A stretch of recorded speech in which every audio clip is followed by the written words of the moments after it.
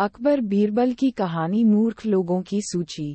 एक वक्त की बात है, बादशाह अकबर अपने दरबारियों के साथ दरबार में मौजूद थे। तभी उनके मन में एक बात आती है। बादशाह बोलते हैं कि मेरे आसपास हमेशा बुद्धिमान लोग रहते हैं और मैं उनके बीच रहकर बोर हो गया हूँ। मैंने फैसला किया है कि मुझे कुछ मूर्ख व्यक्तियों से मिलना चाहिए। अकबर बीरबल से कहते हैं, तुमने हमेशा हमारी मदद अपने ज्ञान और चतुराई से की है।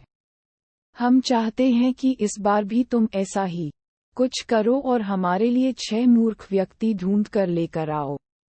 बीरबल जी जहांपनाह, मैं आपके लिए 6 मूर्ख व्यक्ति जरूर ढूंढ कर लाऊंगा। अकबर, हम आपको 6 मूर्ख व्यक्ति ढूंढने के लिए 30 दिन का समय देते हैं। बीरबल, जहांपनाह, मुझे इतने अधिक समय की आवश्यकता नहीं पड़ेगी। अकबर, ठीक है, अगर तुम उससे पहले ही मूर्ख व्यक्ति ले आ सकते हो तो यह अच्छी बात है।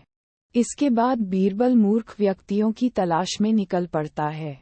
बीरबल रास्ते में पूरा समय इसी सोच में था कि उसे वो मूर्ख लोग कहाँ मिलेंगे। तभी उसे गधे पर बैठा एक आदमी दिखाई देता है जो सिर पर घास की गठरी रखे हुए था। बीरबल ने तुरंत घोड़ा रोका और उससे उसकी पहचान पूछने लगा। बीरबल, कौन हो तुम और ऐसे गधे पर बैठकर और घास अपने सिर पर लेकर क्यों जा रहे हो? व्यक्ति, मैं रामू हूँ और मेरा गधा कमजोर व थका हुआ है, इसलिए गधे का बोझ कम करने के लिए मैंने घास की गठरी अपने सिर पर रखी है। ये सुनकर बीरबल सोचता है कि मुझे पहला मूर्ख व्यक्ति मिल गया। फिर बीरबल उससे कहता है कि तुम जानवरों के बारे में इतना सोचते हो, इसलिए मैं तुम्हें बादशाह अकबर से इनाम दिलवाऊंगा। ये कहकर बीरबल उस व्यक्ति को अपने साथ चलने के लिए कहता है। इनाम की बात सुनकर रामू बीरबल के साथ हो लेता है। बीरबल और रामू कुछ दूर चले ही थे कि बीरबल को 2 व्यक्ति आपस में लड़ाई करते हुए दिखाई दिए। बीरबल उन दोनों व्यक्तियों को लड़ने से रोकता है और उनसे पूछता है कि तुम दोनों कौन हो और किस बात के लिए लड़ रहे हो। पहला व्यक्ति, जनाब, मेरा नाम चंगू है। दूसरा व्यक्ति, और मेरा मंगू है।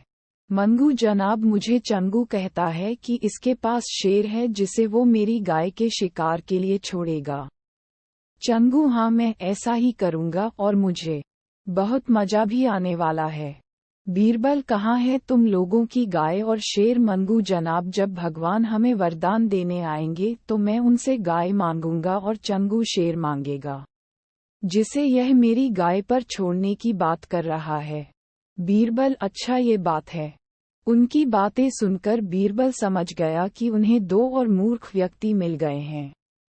बीरबल इनाम की बात कहकर उन्हें भी अपने साथ ले लेता है। उन तीनों को लेकर बीरबल अपने घर पहुंचता है और फिर सोचने लगता है कि बाकी के मूर्ख व्यक्ति कहाँ से ढूंढ कर लाऊं। बीरबल उन तीनों मूर्खों को अपने घर में ही रहने के लिए कहकर बाहर चला जाता है। जब बीरबल और मूर्ख लोगों को ढूंढने के लिए बाहर आता है तो उसे एक व्यक्ति दिखाई देता है जो कुछ ढूंढता रहता है। बीरबल उसके पास जाकर पूछता है कि आप क्या ढूंढ रहे हैं? व्यक्ति, जनाब, मेरी अंगूठी कहीं गिर गई है जिसे मैं काफी समय से खोज रहा हूँ लेकिन मुझे नहीं मिल रही है।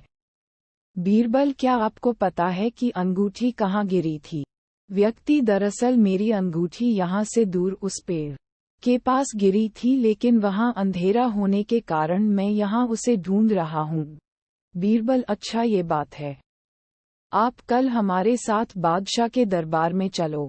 मैं बादशाह अकबर से आपको दूसरी अंगूठी देने के लिए कहूँगा। व्यक्ति, अच्छा, ठीक है। फिर खुश होकर अगले दिन सुबह बीरबल दरबार में उन 4 मूर्खों को लेकर पहुँचता है। बीरबल, बादशाह अकबर, मैं आपके कहे अनुसार मूर्ख व्यक्तियों को ढूंढ कर ले आया हूँ।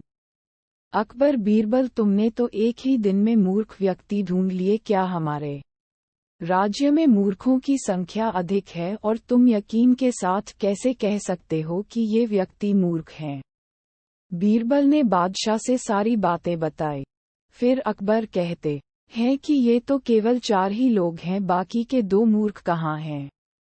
बीरबल जहाँपनाह, यहाँ पर 6 मूर्ख व्यक्ति हैं। अकबर यहाँ कहाँ हैं और कौन है, हमें भी बताओ। बीरबल जहाँपनाह, एक तो मैं स्वयं हूँ। अकबर, तुम मूर्ख कैसे हुए? बीरबल, मैं इसलिए मूर्ख हूँ क्योंकि मैं इन मूर्खों को खोज कर लाया। अकबर, फिर अकबर हंसने लगता है और कहता है कि मैं समझ गया कि दूसरा मूर्ख कौन है, पर मैं तुमसे सुनना चाहता हूँ। बीरबल, दूसरे आप हैं जहाँपनाह, जो आपने मुझे मूर्ख व्यक्तियों को लाने के लिए कहा।